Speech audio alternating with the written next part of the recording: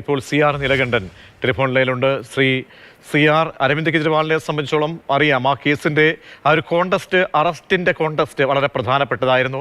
ആ കോണ്ടസ്റ്റാണ് സുപ്രീം കോടതി ഒരു സംശയത്തോടു കൂടി ഉന്നയിക്കുകയും ചെയ്യുന്ന അറസ്റ്റിൻ്റെ കാലതാമസം, അറസ്റ്റിൻ്റെ സമയമൊക്കെ എല്ലാം കൂടി നോക്കുമ്പോൾ ഇടക്കാല ആശ്വാസം ലഭിക്കുന്നുണ്ട്. ഒരു ഭരണകർത്താവാണ്, പക്ഷേ ആ ഭരണത്തിൽ ഇടപെടാൻ പാടില്ല, ശക്തമായ വ്യവസ്ഥകൾ കൂടി സുപ്രീം കോടതി മുന്നോട്ട് വയ്ക്കുന്നുണ്ട്. താങ്കളുടെ നിലപാട്?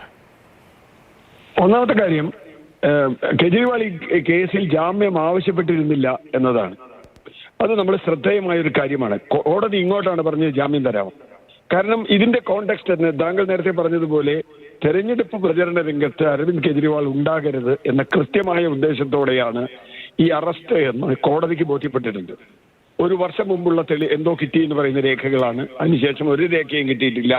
തെരഞ്ഞെടുപ്പിന്റെ കാഹളം മുഴങ്ങുന്ന ആ സമയത്ത് തന്നെ അരവിന്ദ് കെജ്രിവാളിനെ ജയിലിലടയ്ക്കുന്നു എന്ന് പറഞ്ഞാൽ തെരഞ്ഞെടുപ്പിൽ അദ്ദേഹം പ്രചരണത്തിന് വരരുത് എന്നാണ്. അതാണ് സുപ്രീം കോടതി പൊളിച്ചടുക്കിയത്. യഥാർത്ഥത്തിൽ ശക്തമായ തിരിച്ചടിയാണ്. കാരണം എന്താ വെച്ചാൽ അവരുടെ ലക്ഷ്യം അരവിന്ദ് കെജ്രിവാൾ തെരഞ്ഞെടുപ്പ് ഗോദയിൽ ഉണ്ടാവരുത്. ഇന്നു മുതൽ അദ്ദേഹം അതിശക്തമായ പ്രചരണത്തിന് വരികയും പ്രത്യേകിച്ചും ആം ആദ്മിക്ക് സ്വാധീനമുള്ള പ്രദേശങ്ങളിൽ തെരഞ്ഞെടുപ്പ് വരാൻ പോവാണ്. പ്രത്യേകിച്ചും ഡൽഹി, ഹരിയാന, അതുപോലെയുള്ള ജില്ലകൾ, പഞ്ചാബ്, അത്തരം സ്ഥലങ്ങളിൽ ഒരുപക്ഷെ നോർത്ത് ഇന്ത്യയുടെ മറ്റു പല ഭാഗങ്ങളിലും ശക്തമായ ഒരു നേതാവ് എന്ന അർത്ഥത്തിൽ തന്നെ കെജ്രിവാൾ വരും.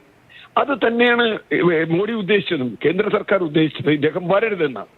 പക്ഷേ സുപ്രീം കോടതി കൃത്യമായി പറഞ്ഞു അദ്ദേഹം തെരഞ്ഞെടുപ്പ് പ്രചരണത്തിൽ വരണം. ബാക്കി കാര്യങ്ങളൊക്കെ രണ്ടാമത്തെയാണ്. കാരണം PMLA നിയമത്തിന്റെ കരിനിയമത്തിന്റെ തെറ്റായ പ്രയോഗങ്ങൾ നമ്മൾ മുമ്പും പലപ്പോഴും കണ്ടിട്ടുള്ളത്. ആ കരിനിയമത്തിന് ചില വകുപ്പുകളുടെ ചില സാധ്യതകൾ ഉപയോഗിച്ചാണ് ഇദ്ദേഹത്തെ തെരഞ്ഞെടുപ്പ് കാലത്ത് അറസ്റ്റ് ചെയ്തത്. തെരഞ്ഞെടുപ്പ് കഴിഞ്ഞിട്ടുള്ള കാര്യമൊക്കെ നമുക്ക് പിന്നാലോചിക്കാം. ജനാധിപത്യത്തിൽ വിവിധ കക്ഷികൾക്ക്, നേതാക്കൾക്ക് തങ്ങളുടെ തെരഞ്ഞെടുപ്പ് പ്രചരണം നടത്താനുള്ള അധികാരമില്ല എന്ന ഏകാധിപത്യ മനസ്സാണ്. അതിനുള്ളൊരു വളഞ്ഞ വഴിയിലുള്ള ഏകാധിപത്യത്തിനാണ് കേന്ദ്ര സർക്കാർ ശ്രമിച്ചത്. തീർച്ചയായും വളരെ നന്ദി ശ്രീ CR, വളരെ നന്ദി പ്രതികരിച്ചതിന്.